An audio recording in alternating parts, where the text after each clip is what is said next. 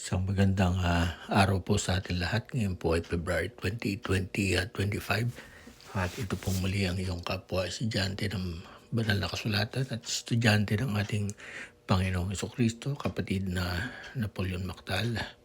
At sa pagpapatuloy po ng ating nasimulang serye tungkol sa pagnanais ng Diyos na ang lahat ng mga tao ay makaligtas at makaalam ng katotohanan, tunay po na kinakailangan po nating tanggapin na kinakailangan po natin ang tulong ng Diyos na makapangyarihan sa lahat upang tayo po ay makaalam ng katotohanan at makaligtas.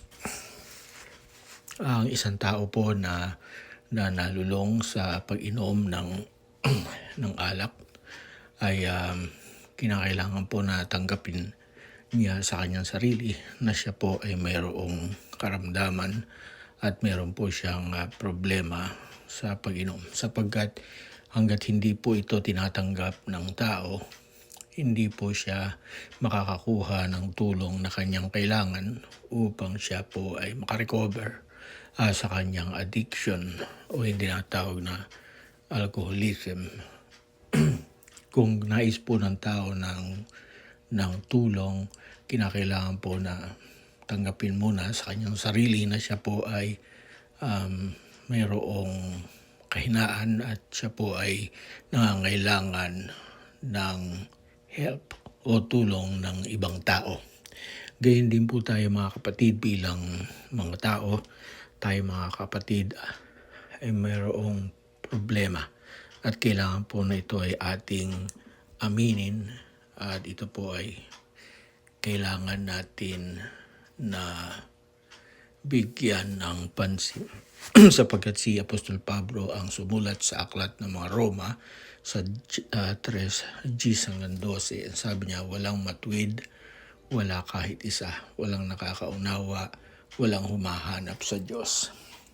Kaya nga, kung atin po tatanggapin ang ating kalagayan na tayo ay makasalanan at ang kasalanan ito ay hindi mapapatawad kundi sa pamamagitan ng dugo ng ating Panginoong Jesucristo, hindi po matutupad ang nais ng Diyos na ang lahat ng mga tao ay mangaligtas at makaalam ng katotohanan. Ganyan nga po ang pag-ibig na ibinigay ng Diyos atin, na kanyang isinugo po ang kanyang kaisa-isang anak, kanya pong bugtong na anak na nasa kanya pong tabi mula pa nung pasimula at kanyang kaharap ay kanya pong isinugo at pinapagkatawang tao. Siya po nang nagkatawang tao, bunga ng kanyang pagsunod ay siya po ay napako sa krus sa ikapagpapatawad ng ating mga kasalanan. Kaya nga po, kailangan talaga natin na magpakababa sa harap ng Diyos at ating aminin na tayo walang kakayahan na tayo ay makagawa ng anumang paraan para tayo magkaroon ng kaligtasan ng kaluluwa, kundi sa Diyos ato nakasalalay at siya lamang magbibigay ng kapatawaran sa ating mga kasalanan. At sa ating kapanahonan ay wala nang ibang pangalang ibinigay sa silong ng langit na sukat natin ikaligtas kundi ang pangalan ng ating Panginoong Jesucristo. Muli mabati po ako ng isang magandang araw, tambihay at pagpapala na mula sa ating Amang Diyos at Panginoong Jesus ang sumating lahat. Magandang araw po.